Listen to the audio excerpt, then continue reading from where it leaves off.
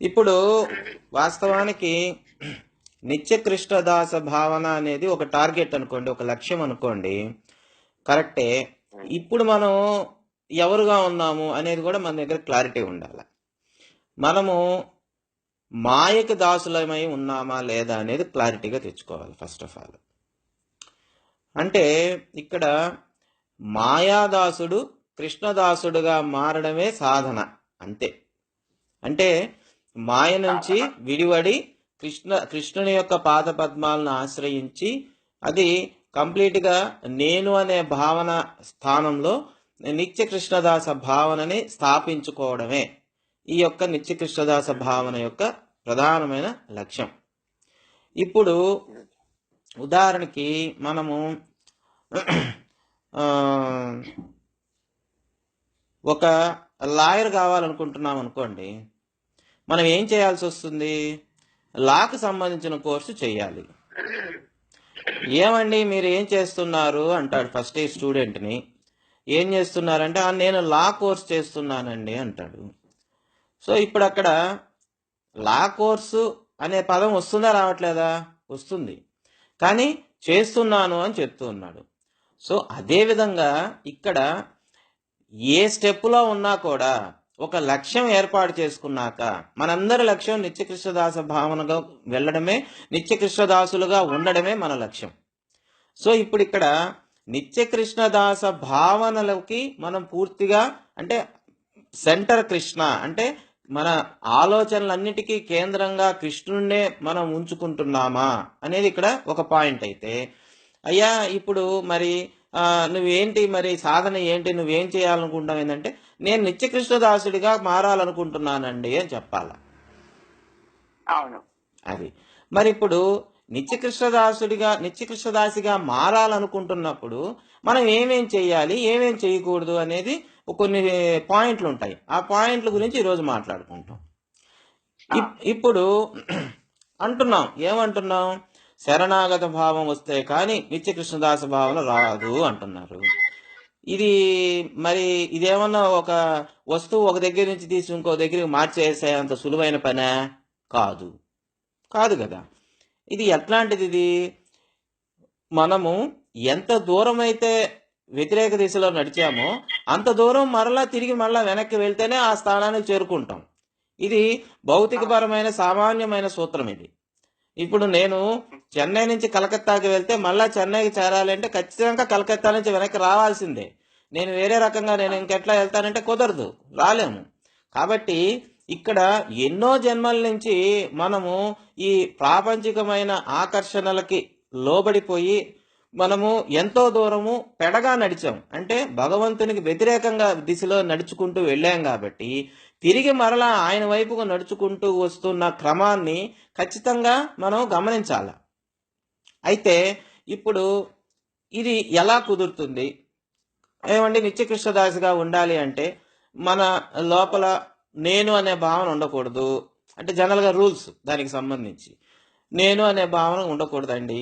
అలాగే ఏ పని చేసినా కూడా నేను చేస్తున్నాననే భావన ఉండకూడదు. అలాగే నువ్వు చేసిన పనికి సంబంధించిన ఫలితాన్ని నీకు నువ్వుగా నాకు ఇది కావాలి అది కావాలనే కోరిక అనేది నీకు ఉండాల్సిన పని లేదు, ఉండకూడదు. ఇట్లాంటి కొన్ని రూల్స్ అండ్ రెగ్యులేషన్స్ ఉన్నాయి. మరి ఇవన్నీ ఒక్కసారిగా మనకు వస్తాయా అంటే రావు. వన్ బై వన్ సాధనలో భాగంగా ఒక్కొక్కటి ప్రభువే మనకు ఒక్కొక్కటి రాల్ చేస్తూ ఉంటాడు. ఆ భావనలను రాల్ చేస్తూ మనల్ని ముందుకు తీసుకెళ్తూ ఉంటాడు. ఈ విషయాన్ని మనం గమనించాలి. కాకపోతే ఇప్పుడు ఇక్కడ మనమందరము కూడా ఒకప్పుడు ఎప్పుడో అనాదిగా ఎప్పుడో మనం ఆయన్ని ఆయన నుంచి విడివడిపోయే ముందు మనమంతా నిత్యకృష్ణదాసులమే, అవునా కాదా? సో ఇప్పుడు నిత్యకృష్ణదాసులుగా ఉన్న మనము ఆ యొక్క పదవిని పోగొట్టుకొని, అంటే ఆ యొక్క పనిని పోగొట్టుకొని మనం వేరే దగ్గర పని చేయలేదు. ఒక ఆయన దగ్గర పని చేస్తే ఆయన దగ్గర పని మానేసి ఇంకొక ఆయన దగ్గర చేరాం. అది ఎవరు? మాయాదేవి దగ్గర చేరిపోయాం మనం. అదే సమస్య ఇప్పుడు. సో ఇప్పుడు ఇక్కడ మాయాదేవి నుంచి మరలా కృష్ణుడి దగ్గరికి మనం చేరుకునేదానికి మనం ఎంతో కష్టపడాలా, ఎంతో సాధన చేయాలా, ఎంతో ప్రయత్నం చేయాలా. అది మన లక్ష్యం అయి ఉండాలి. అది మీరు ఈ జన్మలో కాదు, ఇంకో జన్మలో కాదు, మీకు ఎన్ని జన్మలు వచ్చినా అదే లక్ష్యమై ఉండాలి, ఇంకా వేరే ఏది కాదు. కాబట్టి ఇక్కడ ఆ లక్ష్యం స్థిరపడి ఉండాలి, అప్పుడే నెక్స్ట్ జన్మల్లో కూడా వస్తుంది. ఖచ్చితంగా అసలు ఆ లక్ష్యం స్థిరపడకపోతే ఇంకా అసలు ఆ లక్ష్యం గురించిన ప్రస్తావనే ఉండదు కదా, ఉండదు. సో ఇప్పుడు ఇక్కడ ఏం చేయాలి దానికి? నిత్య కృష్ణదాస భావనకి పైన కొన్ని భావాలు పేరుకుపోయి ఉన్నాయి.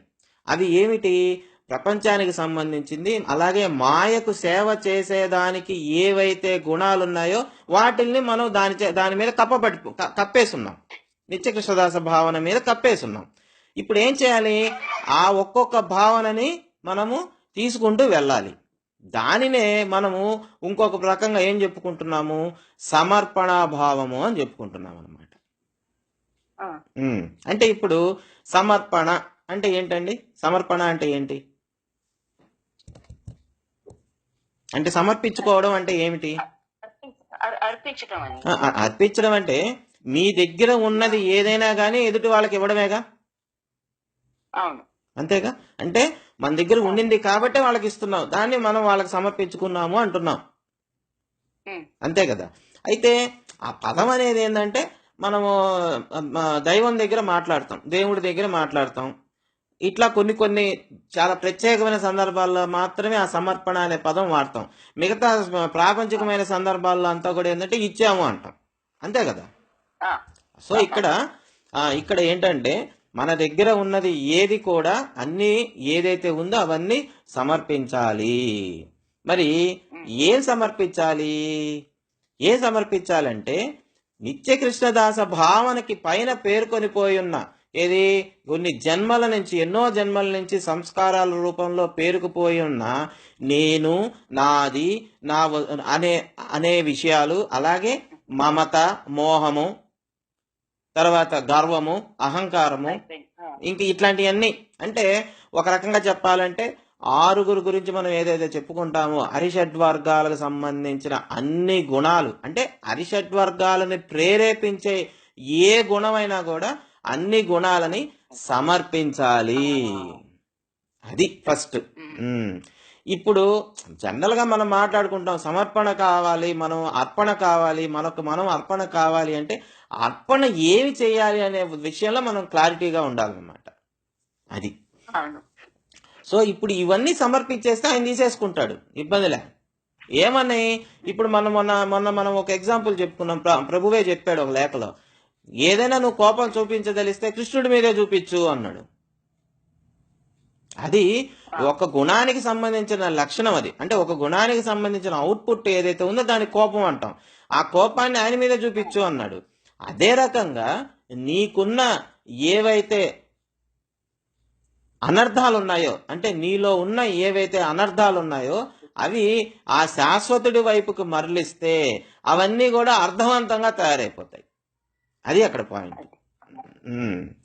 అంటే ఇక్కడ ముఖ్యంగా నిత్య కృష్ణదాస భావనలో ప్రధానమైన పాత్ర పోషించేది అర్పణ భావము, అంతే. అయితే ఇప్పుడు నేను ఎందుకు కృష్ణుడికి దాసుడిగా ఉండాలి అనే క్వశ్చన్ కూడా వస్తుంది. కావచ్చు, లక్ష్యంగా పెట్టుకోమని చెప్తున్నాం, కరెక్టే. లక్ష్యం స్థిరపడిపోతే ఈ క్వశ్చన్ రాదు. కానీ లక్ష్యం స్థిరపడాలంటే ఈ క్వశ్చన్కి కూడా మనం ఆన్సర్ చెప్పుకోవాల్సిందే. అంటే కొంతమందికి స్థిరపడుండకపోయి ఉండొచ్చు, అందుకని చెప్తున్నాను అనమాట.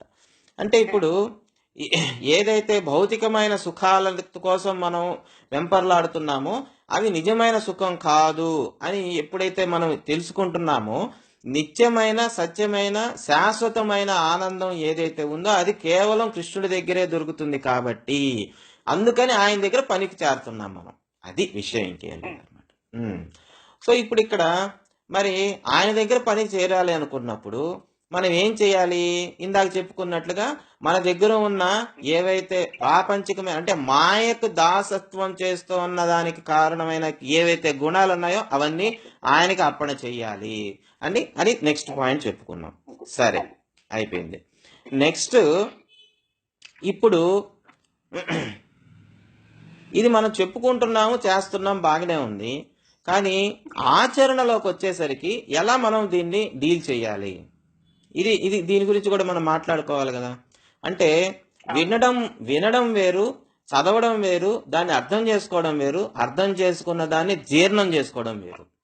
ఎప్పుడైతే జీర్ణం అవుతుందో అది శక్తిగా మారుతుంది. ఆహారం కూడా జీర్ణం అయితేనే కదా శక్తిగా మారుతుంది.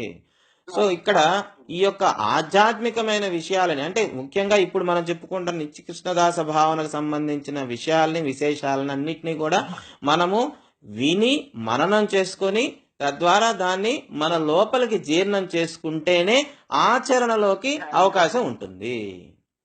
అది అందులో ఎట్లాంటి సందేహం లేదు. అయితే ఇప్పుడు ఇక్కడ సరే మనం ఇప్పుడు ఎంటర్ అవుతున్నాం. సరే కొంతమంది ఎంటర్ అయిపోయి ఉన్నారు, ఆల్రెడీ సాధనలో ఉన్నారు, అది పక్కన పెడదాం. అంటే జనరల్గా ఆర్డర్ చెప్పుకొని వెళ్తున్నాను అనమాట నేను. ఇప్పుడు సపోజ్ మనము ఈ నిత్య కృష్ణదాస భావనలోకి వెళ్ళడానికి, అలాగే నా లోపల అంటే ఏంటి, నా ఆలోచనలకు కేంద్ర స్థానాన్ని పూర్తిగా ఆ యొక్క సింహాసనాన్ని కృష్ణుడికే నేను ఇవ్వదలుచుకున్నాను. కాబట్టి ఇంకా దానికోసం నేను ఏం పని చేయాలి, ఫస్ట్ స్టెప్ ఏంటి అంటే, ఇప్పుడు ఉదాహరణకి ఒక ఫ్యాక్టరీలో కొంతమంది పనిచేస్తూ ఉన్నారు. ఆ పనిచేసే వాళ్ళు ఇంటి నుంచి వచ్చేటప్పుడు ఫస్ట్ ఏం చేస్తారు, వాళ్ళకి ఫ్యాక్టరీలోకి ఎంటర్ కాకుండానే ఎంట్రన్స్ లో ఒక రూమ్ ఉంటుంది. ఆ రూమ్ లోకి వెళ్ళి వాళ్ళ యొక్క వాళ్ళు వేసుకొని వచ్చిన బట్టలు మార్చుకొని యూనిఫామ్ వేసుకుంటారు. తర్వాత మొబైల్స్ ఇట్లాంటి ఏదన్నా ఉన్నా కూడా అక్కడ పెట్టేస్తారు. అంటే వాళ్ళ సొంతానికి సంబంధించిన బిలాంగింగ్స్ అన్ని కూడా అక్కడ వదిలేసి కేవలం ఆ మనుషులు మాత్రమే వెళ్తారు అక్కడికి.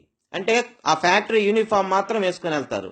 అంటే అక్కడ కేవలం ఆ ఫ్యాక్టరీ యజమాని చెప్పిన పని మాత్రమే చేయాలి, ఇంక వేరే పని లేదు అక్కడ ఇంక వాళ్ళకి. అంటే వాళ్ళ సొంత ఆలోచనలకి అవకాశం లేదు. అది ఇక్కడ మనం అర్థం చేసుకోవాలి. అంటే వాళ్ళ సొంత ఆలోచనలు, సొంత ఆలోచనలు అంటే సొంత నిర్ణయాలకు అక్కడ అవకాశం లేదు. వాళ్ళ పై వాళ్ళు ఏ పని చెప్తారో ఆ పని చేసుకొని వచ్చేస్తారు, అంతే. సో అదే రకంగా ఈ యొక్క నిత్య కృష్ణదాస భావనలోకి వెళ్ళేటప్పుడు ముందు ఏం చేస్తున్నాం, ఫస్ట్ మనము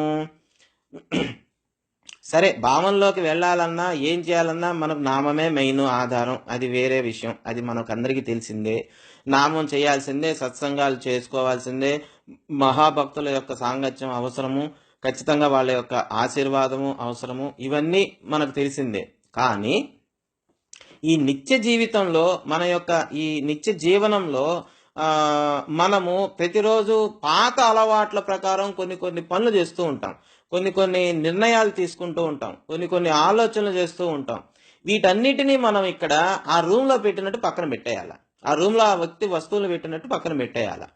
పెట్టి ఏం తీసుకోవాలి, అతను యూనిఫామ్ ఎలా వేసుకున్నాడో మనం కూడా ఏం చేయాలి, ప్రభు వాక్యాలని ధారణ చేసుకోవాలి. ప్రభు భావాలని ధారణ చేసుకొని అప్పుడు పనిలోకి వెళ్ళాలి. ఏం పనిలోకి వెళ్తున్నాం, మనకి ఏ పని ఉంటే ఆ పని. మనం ఉద్యోగం చేస్తే ఉద్యోగం, వ్యాపారం చేస్తే వ్యాపారం, లేకపోతే పూర్తిగా గృహిణులైతే ఇంట్లో పనులు అన్నీ, ఎవరైనా కానివ్వండి, ప్రతి మానవుడు ఎవరి వృత్తికి సంబంధించి వారు, అంతే. సో ఇప్పుడు ఇక్కడ ప్రభు భావాలను పట్టుకొని వెళ్ళినప్పుడు ఏమవుతుంది, నీ బుద్ధి పనిచేస్తుందా అనేది ఇక్కడ మెయిన్ కీలక పాయింట్ అనమాట. జనరల్గా అంటే నా విషయానికి వస్తే నాది ఎలా ఉంటుందంటే, ఏదైనా ఒక విషయం జరిగింది, ఒక సంఘటన జరిగింది, ఒక సమస్య వచ్చింది, ఏదైనా జరిగింది అనుకోండి, నేను వెంటనే నిర్ణయం తీసుకోను, కొంత టైం ఇస్తాను. అంటే టైం ఇవ్వడం అంటే అలా వదిలేస్తాను, ఆ నిర్ణయాన్ని తీసుకోకుండా కొంత కాలయాపన చేస్తాను అనమాట. ఎందుకని, నేను ఏదో ఒకటి అనుకున్నాను, కానీ నేను తీసుకున్న నిర్ణయానికి ఆమోదం లభిస్తుందా లేదా అని వెయిట్ చేస్తాను అనమాట. సో నేను వెయిట్ చేస్తున్న పీరియడ్ ఏదైతే ఉందో ఆ పీరియడ్ లో నేను ఇంకా వేరే ఏ ఆలోచన ఉండదు. నా నిర్ణయము సరైనదైతే అది దానికి తగ్గట్లుగా చుట్టుపక్కల నుంచి ఆ వాతావరణం క్రియేట్ అవుతుంది. లేదు అంటే కొత్త ఆలోచన మనకు ప్రభువే ఇప్పిస్తాడు, ఎవరో ఒకరి ద్వారా. సో ఇక్కడ ఏమవుతుంది, వెంటనే మన నిర్ణయం అనేది, అంటే జనరల్ గా నిర్ణయం చేసేది ఏది, బుద్ధి. కాబట్టి మన బుద్ధి ఏమో కర్మానుసారం చేస్తుంటుంది, కానీ మన బుద్ధి కర్మానుసారంగా చేసేటప్పుడు ఈ కొత్త కోర్సులో మనం చేరినప్పుడు, నిత్య కృష్ణదాస భావంలో అనే కోర్సులోకి మనం చేరినప్పుడు మన సొంత బుద్ధి అనేది ఇక్కడ ప్రతి దగ్గర పనికి రాదు కదా. ఎందుకంటే మన సొంత బుద్ధి అనేది కంప్లీట్ గా ప్రాపంచికమైనది, ఈ యొక్క సంస్కారాలతో, ఎన్నో జన్మల నుంచి సంస్కారాలతో కూడి ఉన్నది కాబట్టి దాన్ని నేను నమ్మలేను, నేను గ్యారెంటీగా చెప్పలేను. అది నా శ్రేయస్సుకి పనికొస్తుందా లేదా అని నేను చెప్పలేను. అంటే నా శ్రేయస్సు అంటే ఏంటి ఇక్కడ? ఆధ్యాత్మికమైన పురోగతి. అదే నిత్య కృష్ణదాస భావన నాలో స్థిరపడడానికి ఇది ఉపయోగపడుతుందా లేదా అనేది నాకు తెలియదు కాబట్టి నేను అలా పెండింగ్ లో పెట్టేస్తా. పెండింగ్ లో పెట్టడం అంటే ఏంటి? ప్రభువుకి వదిలేస్తున్నాను అని అర్థం అన్నమాట అక్కడ. ప్రభువుకి వదిలినప్పుడు ఆటోమేటిక్ గా అది సరైనదైతే ఇంకా ఏ అడ్డం రాదు.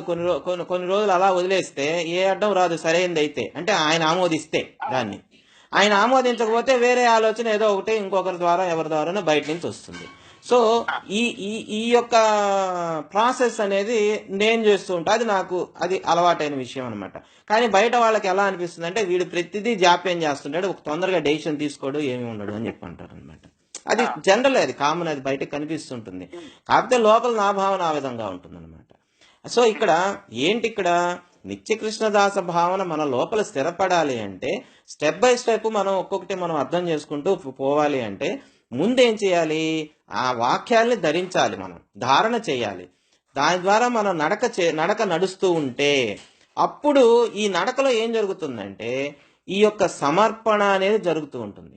సమర్పణ అనేది అది ప్రాసెస్ జరుగుతూ ఉంటుంది. ఇది నిరంతర ప్రక్రియ. ఇది ఒక రోజులో జరిగేది కాదమ్మా. ఎందుకంటే ఫస్ట్ మనం చెప్పుకున్నాం, ఎంత దూరం మనం ముందుకు నడిచామో అంత దూరం వెనక నడవాల్సిందే. మాయ వైపుకి ఎంత దూరం నడిచామో అంత దూరం మనం కృష్ణుడి వైపుకి నడవాల్సిందే. కాబట్టి ఇది ఒక రోజులో అయిపోద్దా, ఒక సంవత్సరంలో అయిపోద్దా, ఒక జన్మ పడుతుందా అనేది మన చేతుల్లో ఉండదు. కానీ మన చేతుల్లో ఏముంటుంది? ఈ సాధన తూచా తప్పకుండా చేయాల్సిన ప్రయత్నం అయితే మన చేతుల్లో ఉంటుంది అన్నమాట. కాబట్టి ఈ ప్రయత్నం చేసుకుంటూ వెళ్ళడమే ప్రతి ఒక్క సాధకుడి లక్ష్యంగా ఉండాలన్నమాట. అంటే అతని యొక్క కర్తవ్యంగా ఉండాలన్నమాట. అంటే ఇప్పుడు ఇక్కడ ఏమైంది, నిన్న మనం చెప్పుకున్న దాంట్లో శేషగిరి అన్నయ్య కూడా చాలా విషయాలు చెప్పారు, లక్ష్మక్కయ్య కూడా చాలా విషయాలు చెప్పింది. అన్ని కరెక్టే, దేంట్లో కూడా ఏది తప్పు కాదు. కానీ ఏది ముందు ఏది వెనక.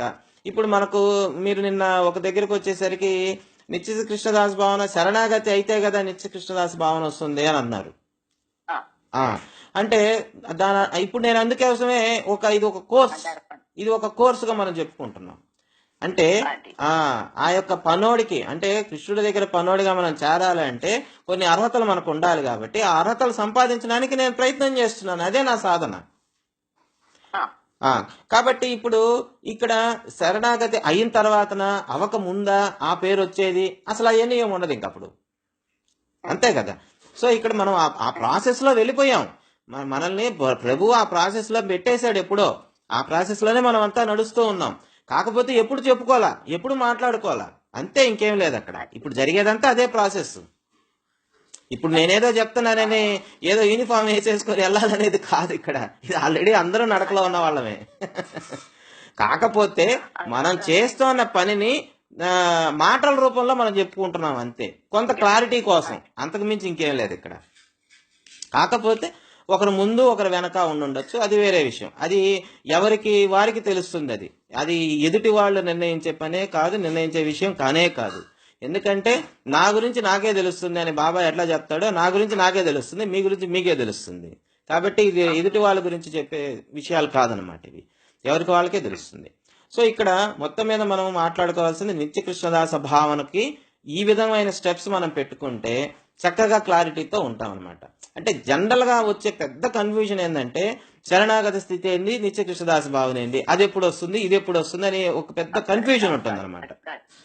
కృష్ణదాసి భావన వచ్చింది అంటేనే ఆల్రెడీ అయిపోయినట్టే శరణాగతి, ఇంకా అక్కడ నేను అంటూ లేదు.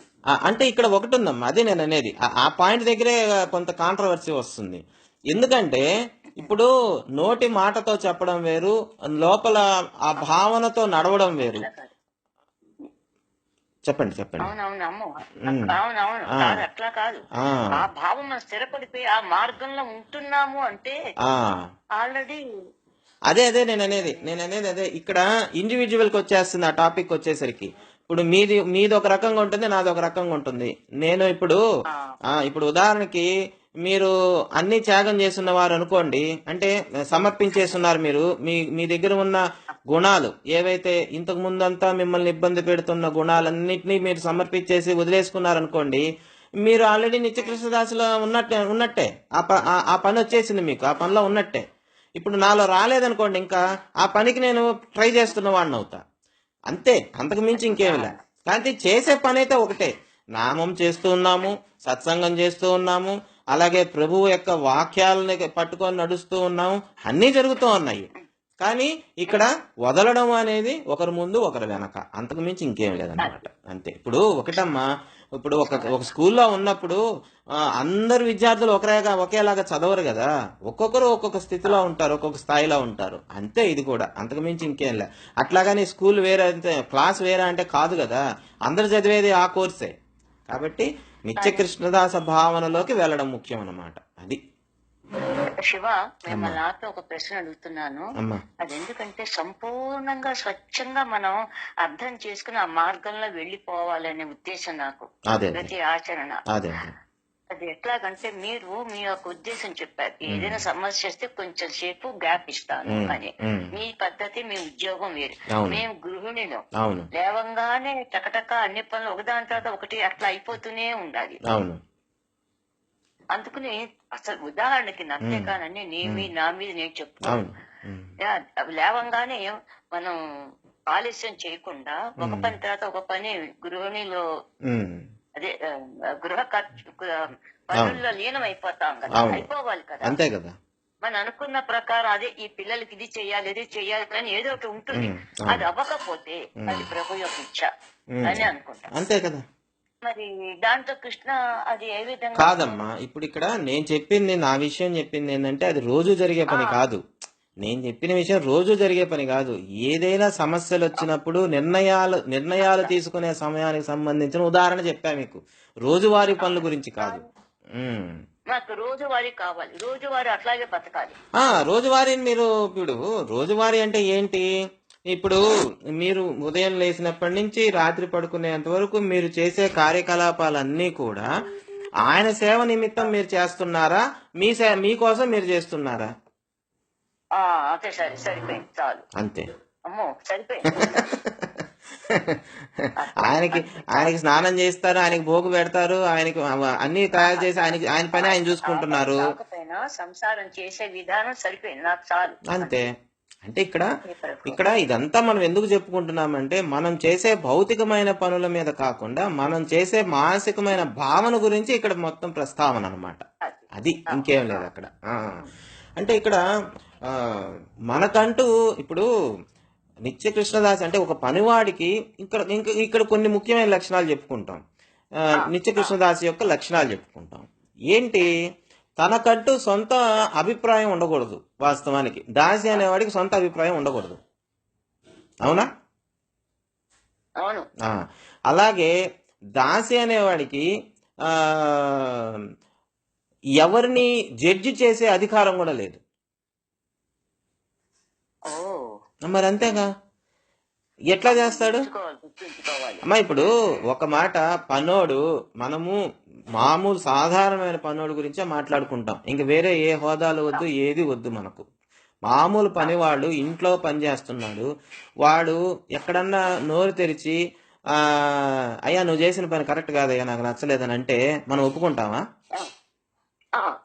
ఒప్పుకోం కదా. అంటే ఎందుకు ఒప్పుకోవట్లేదు? అతను చేసే విధుల్లో అది భాగం కాదు కాబట్టి. అవునా? సో ఇక్కడ సొంత అభిప్రాయం ఉండకూడదు, అలాగే జడ్జి చెయ్యకూడదు. అలాగే అంటే సొంత అభిప్రాయం, జడ్జి అనేది రెండు పదాలు రెండు సార్లు ఎందుకు చెప్తున్నానంటే, సొంత అభిప్రాయం అనేది ఏంటంటే నువ్వు ఇట్లా అని వాళ్ళకి మనం ఒక అభిప్రాయం పెట్టేసుకుంటాం. వీడు మంచోడు, వీడు చెడ్డోడు, వీడు నసోడు, వీడు అట్టాంటోడు ఇట్టాంటోడు అని మనం పెట్టేసుకుంటాం. అవి ఉండకూడదు. ఎందుకు ఉండకూడదు? నేను నిత్య కృష్ణదాసిని. నా చుట్టుపక్కల ఉన్నదంతా కూడా నా కృష్ణుడు నాకు ఇచ్చిన, నాతో పాటు నటించమని వచ్చిన పాత్రల గురించి నేను మాట్లాడాలి. అంతే. పాత్రధారుల గురించి నాకేం సంబంధం? అంతే కదా. ఆ పాత్ర గురించి నేను మాట్లాడతా. అది కూడా ఏంటి, వీడు కూడా నాలాగా వచ్చిన వాడే, వీడికి ప్రభు ఓహో ఈ పని ఇచ్చాడా, ఇది ఎట్లా ఉంటుంది చెప్పండి. ఇప్పుడు ఒక లోబి ఉన్నాడు, నేనేమో డబ్బులు బాగా ఖర్చు చేస్తా, నేను అన్ని దాన ధర్మాలు చేస్తానమ్మా, నా దగ్గర అన్ని మంచి లక్షణాలు ఉన్నాయి, ఏది ప్రాపంచికంగా చూసేదానికి మంచివాడిని నేను. పక్కన ఇంకొక వ్యక్తి ఉన్నాడు, అతను అలాగే బాగా సంపాదించాడు, కానీ అతను 1 రూపాయి ఖర్చు పెట్టడు, అతను పిసినారి, వీడు పెద్ద పిసినారా అని నేను అనేదానికి, అలాగే ప్రభువు ఇతనికి పిసినారి పాత్ర ఇచ్చాడు అనేదానికి ఎంత తేడా ఉంటుంది చెప్పండి. సో ఇప్పుడు ఇక్కడ మనం పని వాళ్ళము అన్నప్పుడు మనకు ఏ పని ఇచ్చాడో ఆ పని మనం చేసుకుంటూ వెళ్ళాలి. పక్కనోడికి ఇంకో పని ఇస్తాడు, నాకు ఇచ్చిన పని పక్కనోడికి ఇవ్వడు, పక్కనోడికి ఇచ్చిన పని ఇంకొకడికి ఇవ్వడు. కాబట్టి ఈ పనులు ఎవరి పనులు వాళ్ళు చేసుకోవాల్సిందే. కానీ అందరూ కూడా ఆయన కింద పని వాళ్లే అన్నప్పుడు ఇంకా సోదర భావం ఉంటుందా ఉండదా చెప్పండి. తోటి పనోళ్ళు ఇప్పుడు చూడండి, ఓనరు పనోడితో ఎక్కడా కలవడు, వాడు ఎంత మంచోడైనా ఎంత బాగా చేసినా కూడా పనోళ్ళు ఒకటిగానే ఉంటారు, మనతో కలవరు. అది సాధారణమైన విషయం. అది ఏ సీక్రెట్లు ఏమున్నా కానీ వాళ్ళు చెప్పుకుంటారు, కానీ మనం ఎంత క్లోజ్గా ఉన్నా కానీ మనతో చెప్పరు వాళ్ళు. అంటే దాని అర్థమైంది, వాళ్ళు సోదర భావంతో ఉంటారు, కలిసిమెలిసి ఉంటారు. సో ఆ భావన ఈ యొక్క నిత్య కృష్ణదాసికి ఉండాలి కదా.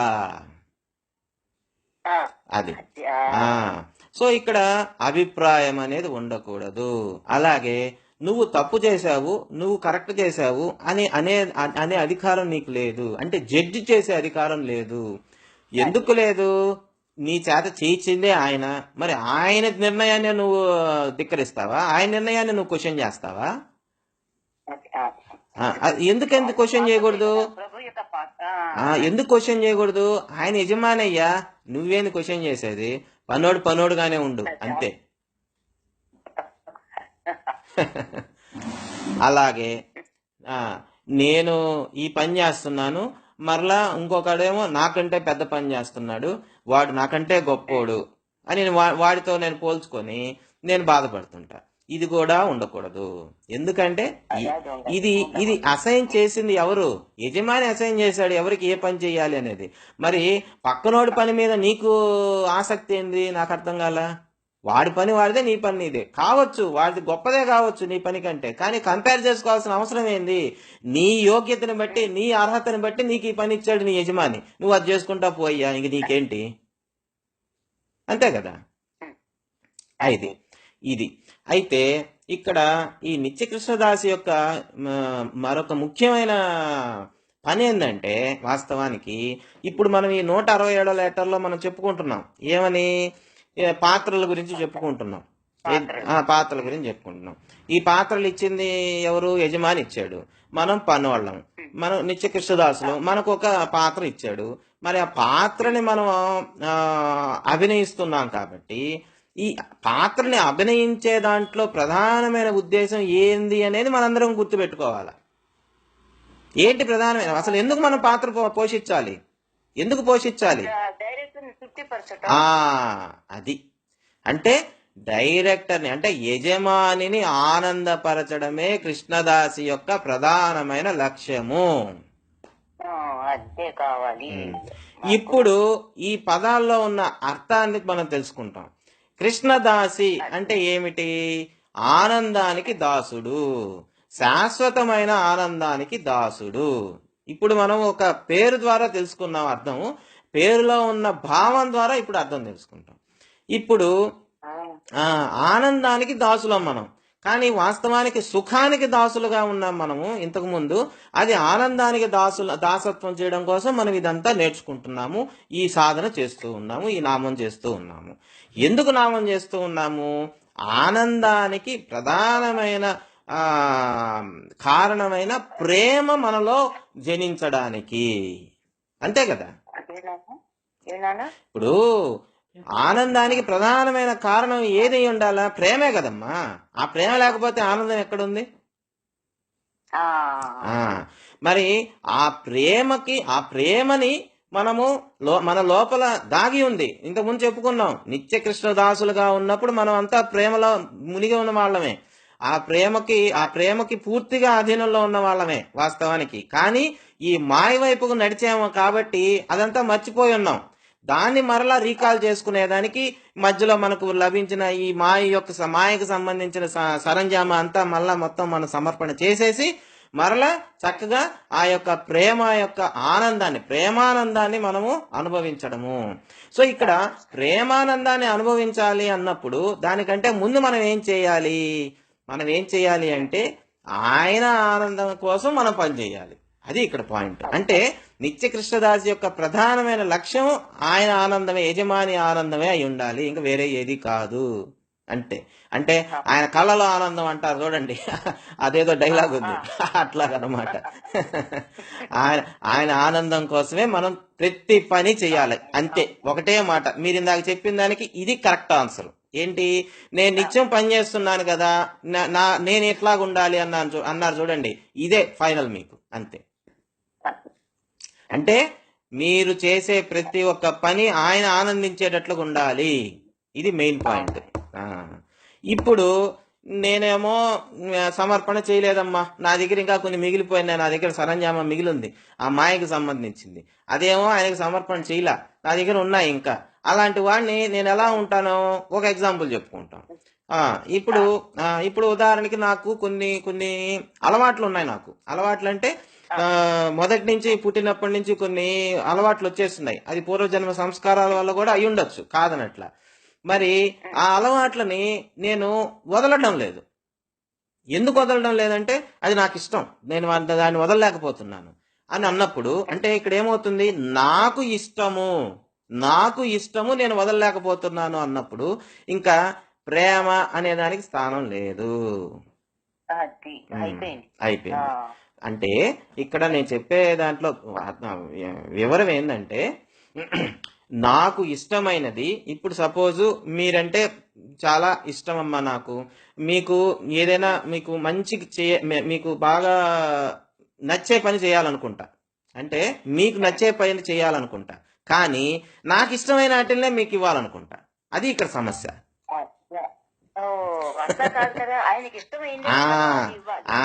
అది ఇక్కడ పాయింట్. సో ఇక్కడ మనము కుటుంబంలో ఉన్నాము, మనం మనుషుల మధ్యన ఉన్నాము, మనుషులతో మనం నెరపే సంబంధం గురించి ఇక్కడ మనం మాట్లాడుకుంటున్నాం. ఇక్కడ తోటి మనుషులు అంటే ఇక్కడ మనం పాత్రలు అన్నాం చూడండి, అదే ఆ పాత్రలతో నెరపే సంబంధం ఎలా ఉండాలి నిత్య కృష్ణదాసికి అనేది ఇక్కడ మనం మాట్లాడుకుంటే, ఎలాగా, నాకు లడ్డు తినటం ఇష్టం, నాకు చాలా ఇష్టం, మీకు కూడా లడ్డు తింటే మీకు బాగుంటుంది అని నేను లడ్డే ఇస్తా, కానీ మీకు అది మాత్రం ఇష్టం ఉండదు. కానీ నాకు తెలుసు మీకు ఇష్టం ఉండదని, కానీ భలే ఉంటుంది మీరు తినండి, భలే ఉంటుంది మీరు తినండి అంటే అది ఏమంటాం చెప్పండి? మీ తృప్తి కోసం తినాలి. కాదు, నేను చెప్పేది నా యాంగిల్, మీ యాంగిల్ కాదు, నా యాంగిల్.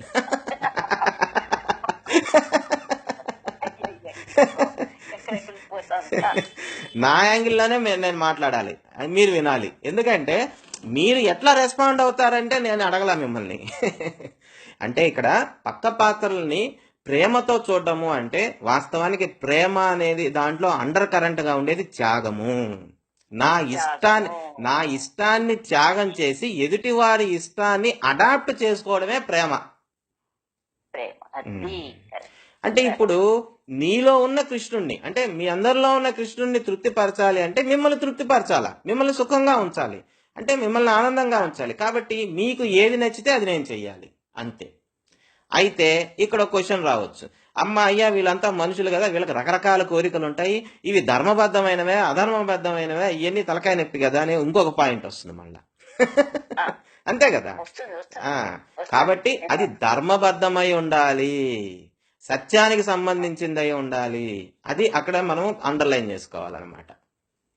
లేకపోతే అవసరం లేదు. ఎందుకంటే ఎవరు కూడా, మన చుట్టుపక్కల ఉన్నవారు ఎవరైనా కూడా వారిని సంతృప్తి పరచడము అంటే భగవంతుని సంతృప్తి పరచడమే అనే ఉద్దేశం మనలో ఉన్నప్పుడు, వారు ధార్మికంగా, భౌతికంగా కాదు ధార్మికంగా వారు సరైన మార్గంలో వెళ్తున్నారా లేదా, అలాగే నేను చేసే అతనికి నేను చేసే సేవకి, సహాయం అనే పదమే రాకూడదు ఇక్కడ. ఇంకా నేను అతనికి చేసే సేవకి అతని శ్రేయస్సు కోరి నేను చేస్తున్నానా లేదా ప్రేయస్సు కోరి చేస్తున్నానా అనేది కూడా ఒక పాయింట్ ఉంటుంది. అదే.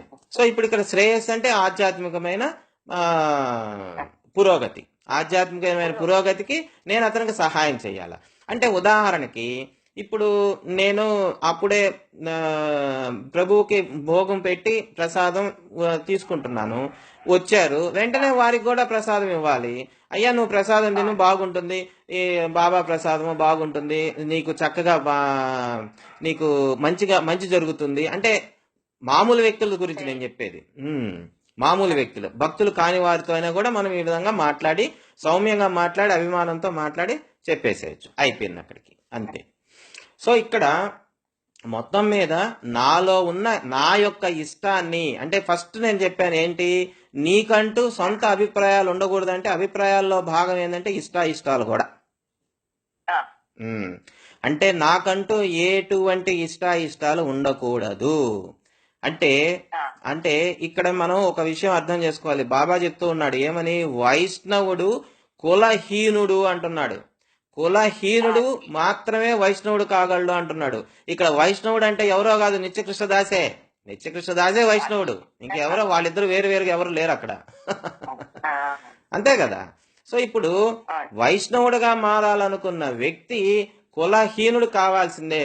ఇక్కడ కులము అంటే ఏమిటి, నాకు సమాజం అంటించిన ప్రతిదీ కులమే. అలాగే నాకు నేను అంటించుకున్న అన్ని అభిప్రాయాలు ఈ కులంలోకే వస్తాయి.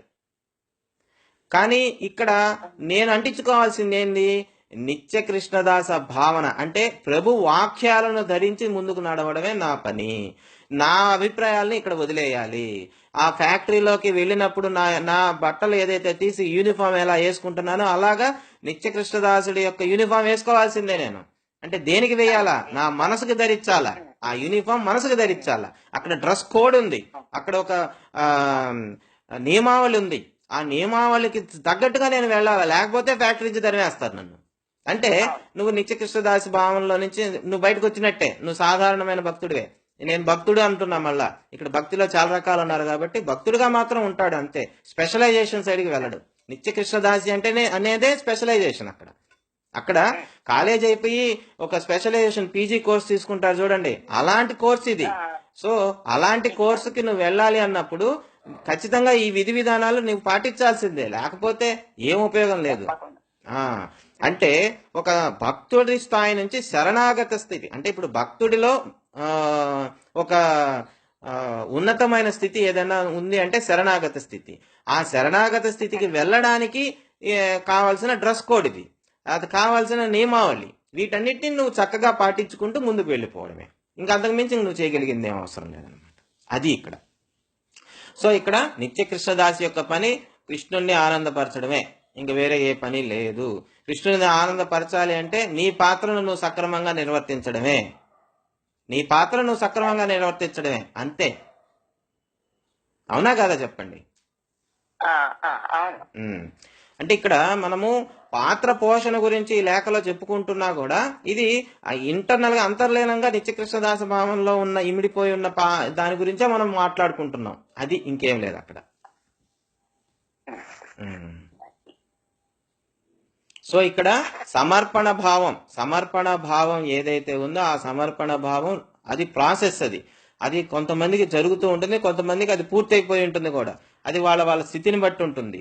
కానీ అలాగని వాళ్ళు నిత్యకృష్ణదాస భావనకి దూరంగా ఉన్నారంటే కాదు, ఉన్నారు, కానీ ఇంకొంచెం పరిపక్వత చెందాల. అందుకోసమే ఆయన దగ్గర పనోడిగా, పూర్తిగా పర్మనెంట్ పనోడిగా మనం మారాలి అంటే ఇవన్నీ, ఈ నియమావళిన్నింటినీ మనం చక్కగా పాటిస్తే ఆయన దగ్గర పర్మనెంట్ పనోడిగా చేరిపోతాము, అంతే. అంటే ఓవరాల్ గా ఇక్కడ చెప్పేది ఏంటంటే సెంటర్ కృష్ణ, అంటే నీ ఆలోచనలన్నిటికీ కేంద్ర స్థానం కృష్ణుడై ఉండాలి, ఇంకా వేరే ఏది ఉండకూడదు. నువ్వు తినడానికి కానీ, అంటే నువ్వు తింటున్నా, నువ్వు ఎవరితో మాట్లాడుతున్నా, నువ్వు పడుకున్నా, నువ్వు ఏం చేసినా, నువ్వు నడుస్తున్నా, నువ్వు ఏ పని చేస్తున్నా కృష్ణుడితో నువ్వు కనెక్ట్ అయినట్టుగా నువ్వు భావించాలి, అది ఇక్కడ పాయింట్. అంటే ఇప్పుడు నేను భోగ్ పెట్టాను, ప్రభువుకి నైవేద్యం పెట్టాను, అది ప్రసాదంగా తీసుకున్నాను. వాస్తవానికి దాంట్లో రుచిని చూడాల్సిన పని ఉందా చెప్పండి? అలా కాదు కాదు అది నేను అనేది నైవేద్యం పెట్టే ముందు కాదు, ప్రసాదం తీసుకున్న తర్వాత కూడా రుచిని చూడాల్సిన పని ఉందా? రుచిని చూస్తే ఏంటి నీ సొంత అభిప్రాయం నువ్వు మళ్ళా చెప్పుకున్నట్టే. కానీ దాంట్లో ఇంకో రకంగా నువ్వు ఆనందించవచ్చు. నేను తప్పు పట్టను దాన్ని. ఎట్లాగా? ఆహా, నా ప్రభు రుచి చూసిన ఈ నైవేద్యం ఎంత రుచికరంగా మారిపోయింది అని భావిస్తే అది అద్భుతం. అంతేగాని దీంట్లో ఉప్పు తగ్గింది, కారం ఎక్కువైందని మాట్లాడామనుకోండి అట్లా అనమాట. అంటే ఇవి చెప్పడానికి ఏదో చాలా చిన్నగా అనిపిస్తాయి కానీ ఇవి చాలా ఉపయోగపడతాయమ్మా. ఎందుకంటే సాధనలో మనము మిస్ అయిపోయే పాయింట్సే ఇవి. యాక్చువల్గా ఇవి మిస్ కాకుండా మైన్యూట్ పట్టుకొని మనం ముందుకు వెళ్ళగలిగితే అవి ఆటోమేటిక్గా పెద్ద వాటి విషయంలో కూడా మనకు అలవాటు అయిపోతుంది అనమాట.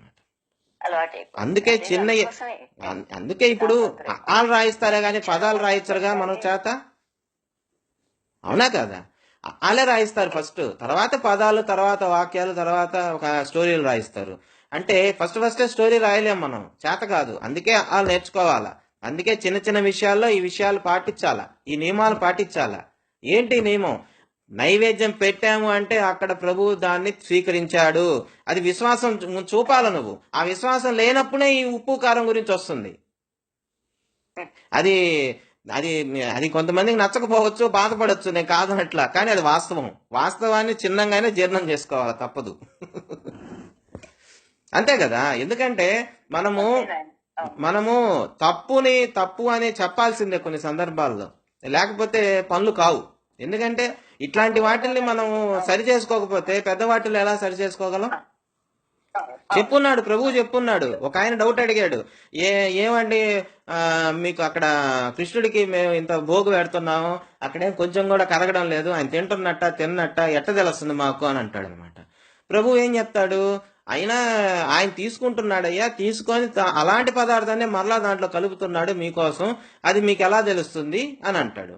మరి ఇప్పుడు అలా కలిపిన పదార్థాల్లో మనం ఏలు పెట్టి మనం వంకలు పెడితే ఏంటి? ఎందుకు పెడుతున్నట్టు నైవేద్యం? అది. సో ఇక్కడ ఇట్లాంటివన్నీ కూడా చిన్న చిన్న విషయాలన్నీ మనం గమనించుకుంటూ ముందుకెళ్తూ ఉండడమే. అలాగే ఏదైనా కూడా మనలో ఉన్న ఆ అనర్థాలు అంటారు వీటిల్ని, అంటే ఈ చెడు భావాలు, ఈ మలినాలు, వీటన్నిటికి సంబంధించి అనర్థాలు అంటారు. ఈ అనర్థాలని ఒక్కొక్కటి ఆయనకి సమర్పించుకుంటూ వెళ్ళిపోవడమే. సమర్పించుకోవడం అంటే ఏమిటి? సమర్పించుకోవడం అంటే ఒక్కసారి సమర్పిస్తే ఇంక మళ్ళా తిరిగి రాకూడదు మన దగ్గరికి. అంటే ఇంకొకటి ఏంటంటే ఇంకెవరికో సమర్పించట్లా, ఆయనకి సమర్పిస్తున్నాం. అంటే నేను కోపాన్ని ఆయనకి సమర్పించినప్పుడు అది దివ్యమైన పదార్థంగా మారిపోద్ది, అంటే దివ్యమైన భావంగా మారిపోతుంది. అది ఇక్కడ పాయింట్. అది మరి ఇప్పుడు సాధారణమైన పార్థివమైన పదార్థాన్ని, అంటే మనకు కనపడే భౌతికమైన పదార్థాలని ఆయనకి నైవేద్యంగా పెట్టినప్పుడు అది దివ్యమైన ప్రసాదంగా మారిపోతున్నప్పుడు ఇవన్నీ అవే కదా.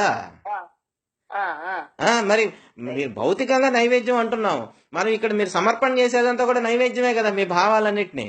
మరి అవి దివ్యమైనవిగా మారవని ఎందుకు అనుకుంటున్నాం? ఖచ్చితంగా మారుతాయి, అందులో సందేహమే లేదు.